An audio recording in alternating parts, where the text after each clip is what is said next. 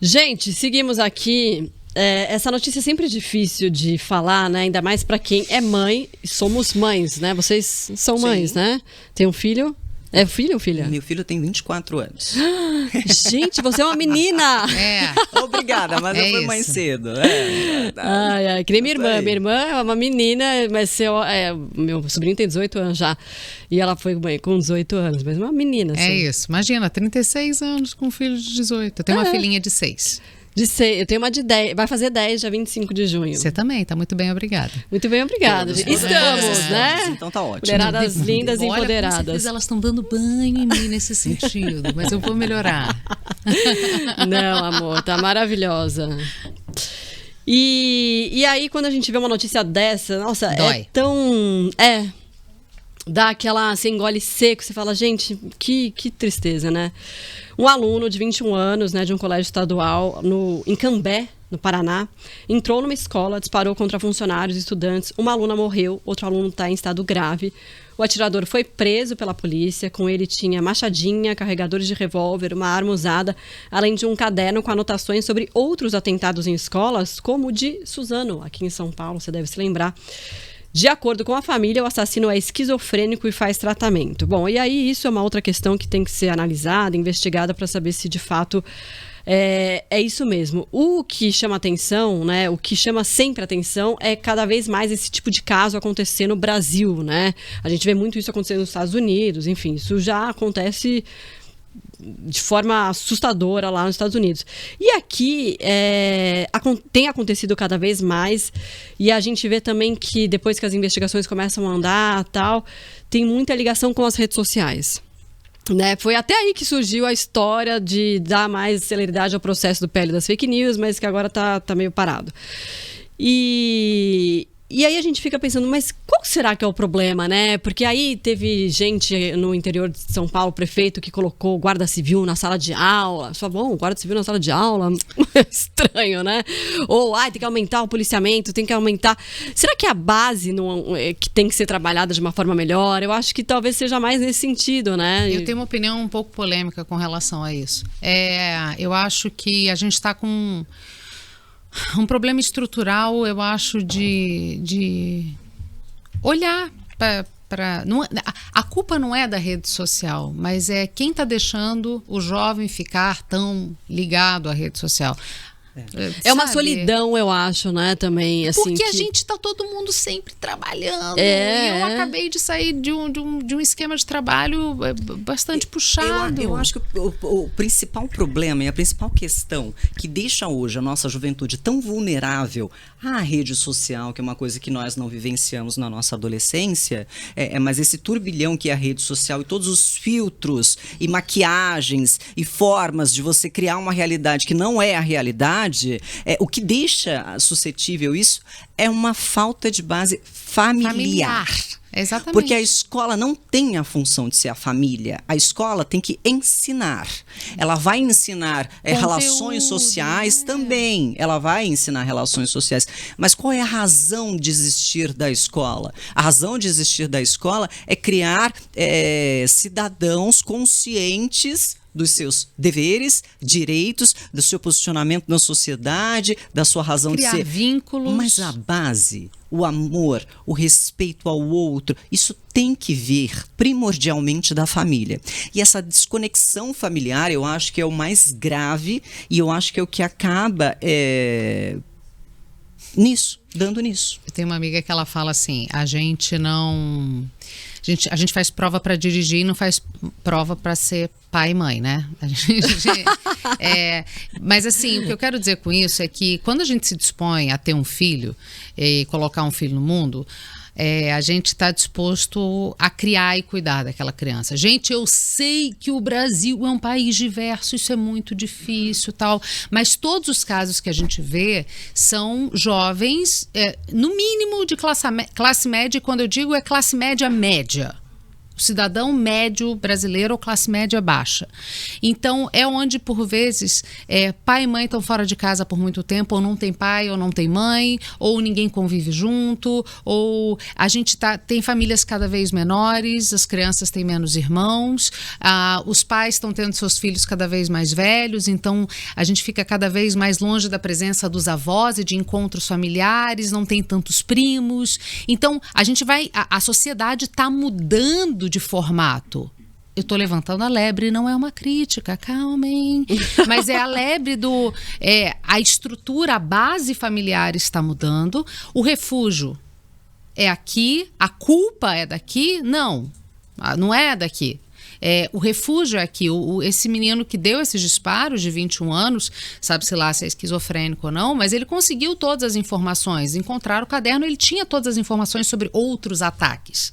Então ele estudou, ele teve o tempo de parar e estudar aquilo ali. Sim, não, e não só ele, né? Outros casos que aconteceram de ataques aqui no Brasil também tem relação com outros que aconteceram aqui ou até nos Estados Unidos, porque eu acho que, agora indo na linha que vocês falaram aí também da base, tem criança não, mas adolescente, jovem, que ele se sente tão à margem da sociedade, né? Eu acho que é uma solidão tão grande no sentido não só de estar sozinho, obviamente, mas de sentir excluído mesmo, né? Essa questão que você também colocou de ver uma realidade que não é a realidade das pessoas, né? Eu acho que acaba, de certa forma, para as pessoas, para as crianças, para os jovens mais vulneráveis, criando aquela sensação de tipo, eu não sou ninguém. E quando ele encontra alguém, né, um grupo, que é um grupo maluco e criminoso, e que entra e que resgata ele dessa situação e fala assim, não, a gente pode matar, a gente, sei lá, qualquer uma dessas loucuras absurdas, ele se encontra, de certa forma, dentro de uma estrutura, né? O adolescente, né, o ser humano sempre é muito vulnerável em determinada fase da vida, aquela fase da formação.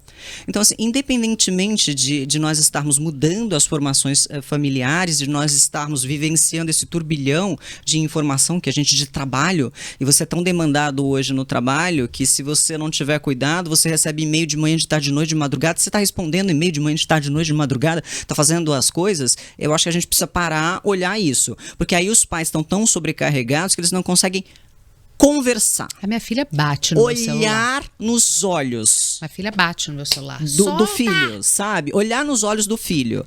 É um momento. Eu acho que não precisa ser muito. Só tem um momento. Eu só tô em casa, sei lá, de noite. Eu vou olhar nos seus olhos, eu vou te ouvir. Vamos falar? Isso. Vamos conversar? Eu acho que isso é que é o que tá mais pegando hoje nas famílias, assim. E aí difícil, você fica vulnerável. Né? Não é algo fácil de fazer. Não, assim. Não é fácil. Porque, e eu me coloco na situação total também, porque eu me vejo várias vezes, tô brincando no meio da brincadeira, dá uma olhadinha no celular. Não, assim, é uma coisa que a gente acaba fazendo, porque tá lá, naquela insanidade.